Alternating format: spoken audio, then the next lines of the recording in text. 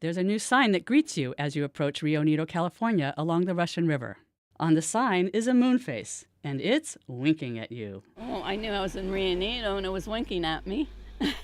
That's what I remember the moon. Sandy O'Malley has been coming to her cabin at the river for 72 years. Everything we have has the moon on it. Walking through the canyons of Rio Nido, Tiffany Hebert points out some of the homemade moons. There's another moon, a different moon. It's a half moon. There's another moon. Did you make your kitty moon? Vicki Cunningham personalized hers.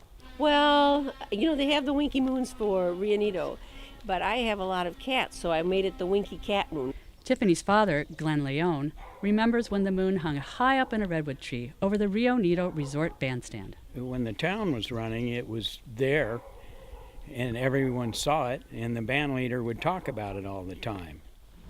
How are you? We're good. Good. We're just trying to find out who put up the moon. Find out who put up the moon? Tiffany is on a quest to find out how and when it first got there. I can't believe that I still haven't found out who first put up the moon.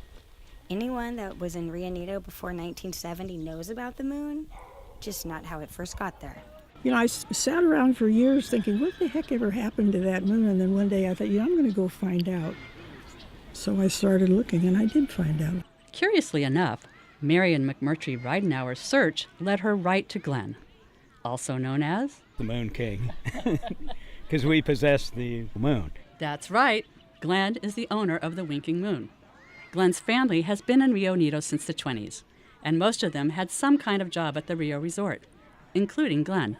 I can say when I was 10, I went into the bowling alley. We were private contractors, because you had to be 12 to get a work permit. It was during this time that Glenn's grandfather designed and painted the Winking Moon. I remember him laying it out on the floor and painting the thing. A clever system of light bulbs ringing the inside of the wooden frame that held the canvas moon had one blinking bulb. And so the Winking Moon reigned until 1970 when they were crushing the resort down, it was still hanging there. And I said, that can't be. We're not going to let the moon disappear. So I went and grabbed it. And by the way, there were actually two other moons. And then the very first canvas was super orange and painted, and the other ones weren't like that. I remember it as being pretty pumpkin colored, orangey. The face that was on it before my grandfather's was a smiley face, because we've got pictures of that.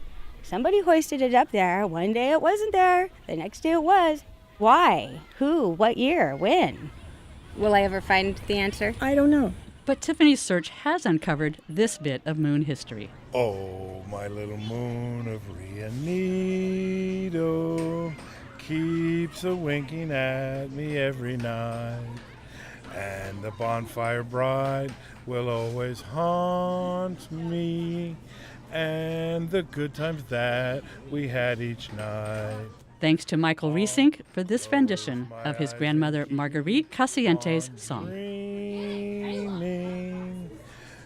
Memories that linger on, they say.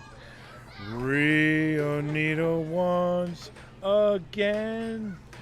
Dear, I'll be back again to stay.